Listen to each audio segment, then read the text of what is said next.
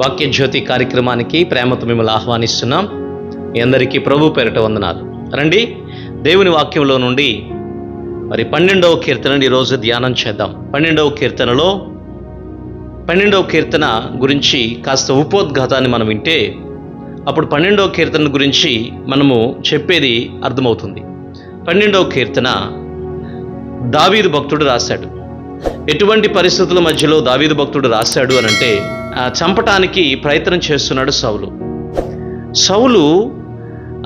దావీదు ఎక్కడ ఉన్నాడు అని అబ్జర్వ్ చేస్తూ అతడు యాజకుని దగ్గర చేరాడు అని చెప్పేసి విన్నప్పుడు అహిమెలెకు ఇంటి వారందరినీ చంపటానికి మరి ఎదోమీయుడైన దోయగును పంపించి 85 మంది మరి యాజకులను చంపించాడు.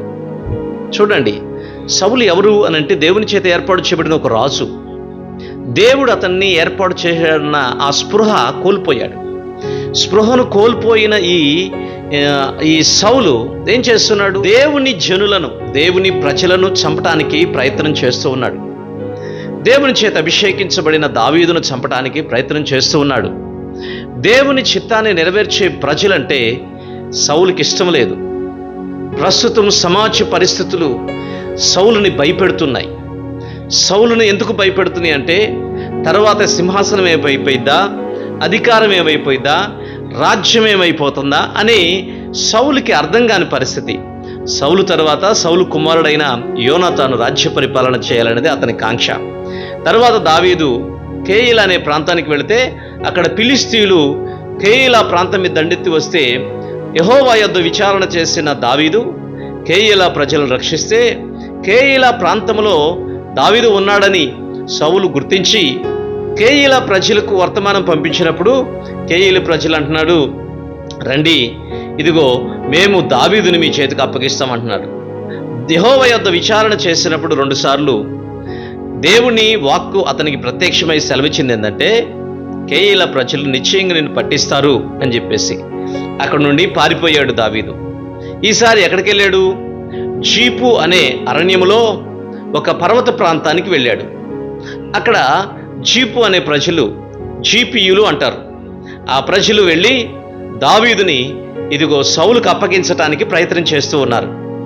దావీదు దగ్గరికి వెళ్ళి దావీదు పక్షంగా ఉన్నట్లుగా నటిస్తున్నారు.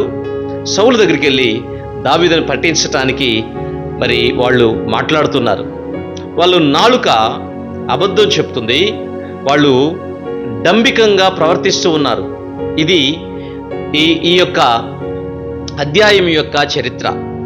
మరి మొదటి సమూయేలు గ్రంథంలో 23వ అధ్యాయము 22వ అధ్యాయం 23వ అధ్యాయంలో ఉన్న ఈ సంఘటనలను మీకు జ్ఞాపకం చేశాను. సరే, ఇప్పుడు మనం దావీదు కీర్తనలోకి వెళితే ఈ కీర్తనను నిశ్చయంగా మనం 3 భాగాలు చేస్తాం. మనం 3 భాగాలు చేసి దీన్ని ధ్యానించడానికి ప్రయత్నం చేస్తాం.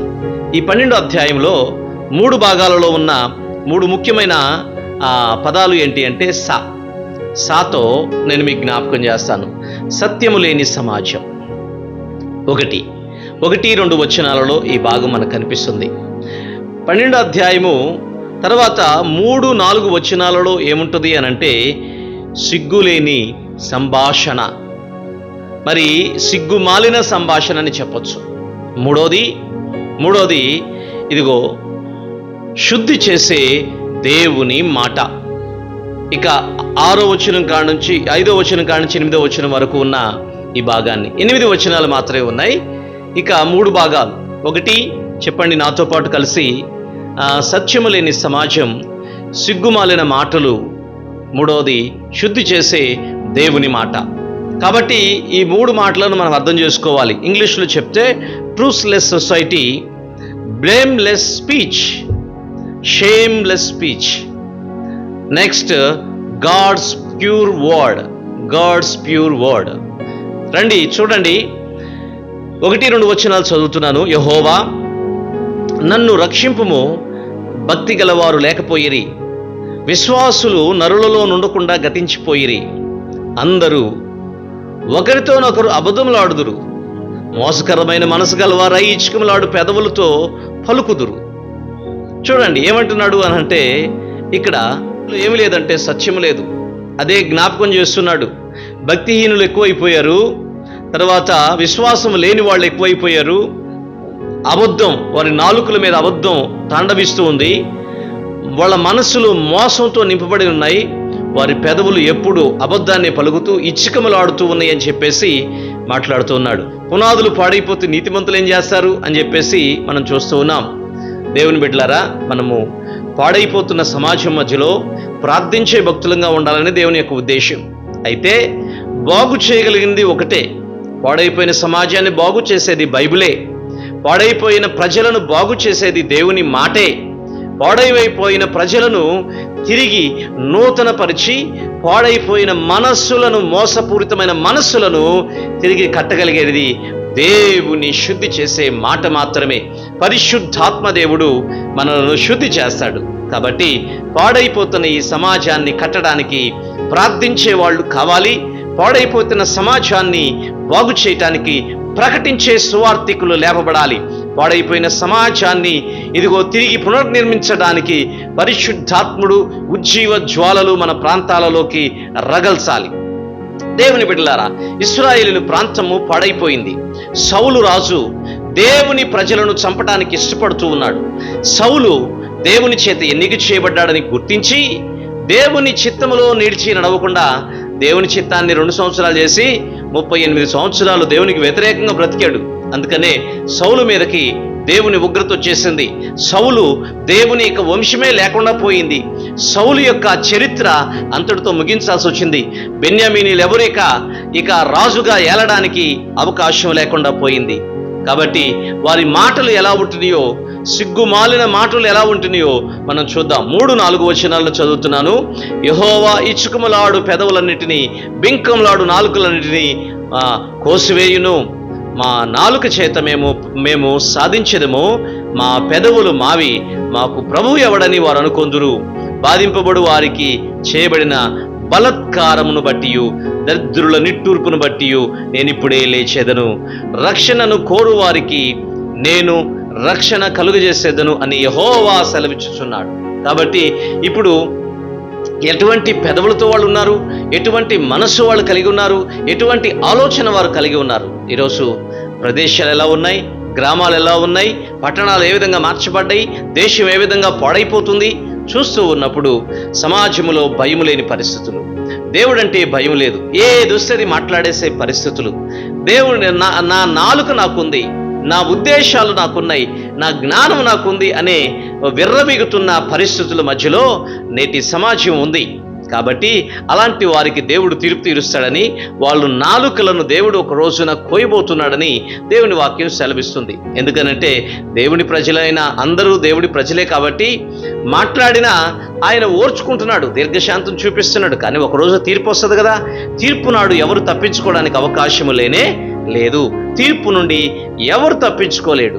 అందుకనే మా పెదవులు మావి, మాకు ప్రభువు ఎవడు, మా మాటలే మాకు ప్రభువు, మా పెదవులే మాకు ప్రభువు, మా ఆలోచనలే మేమే అందరికీ ప్రభువులుగా ఉంటామని చెప్పేసి ఒక దుష్టమైన ఆలోచనలతో, పాపిష్టిపూరితమైన ఆలోచనలతో మానవుడు ముందుకెళ్తూ ఉంటే ఆ మానవ జాతిని దేవుడు రక్షించటానికి ఈ లోకానికి వచ్చాడు. మొట్టమొదట ఆది కాండములో మనం చూస్తూ ఉన్నప్పుడు ఆది యందు వాక్యం ఉండెను, ఆ వాక్యము దేవుని నోట నుండి పలికినప్పుడు సమస్తములను నిర్మించెను.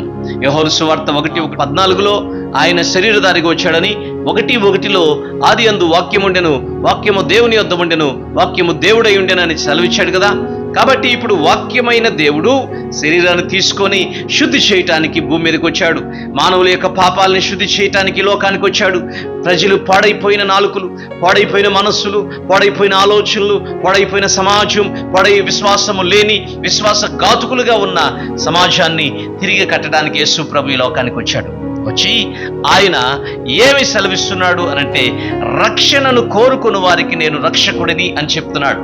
కాబట్టి ఇప్పుడు ఏం చేయబోతున్నాడు అనంటే చూడండి, 5, 6, 7, 8 వచనాలలో 6 నుంచి చదువుతున్నాను.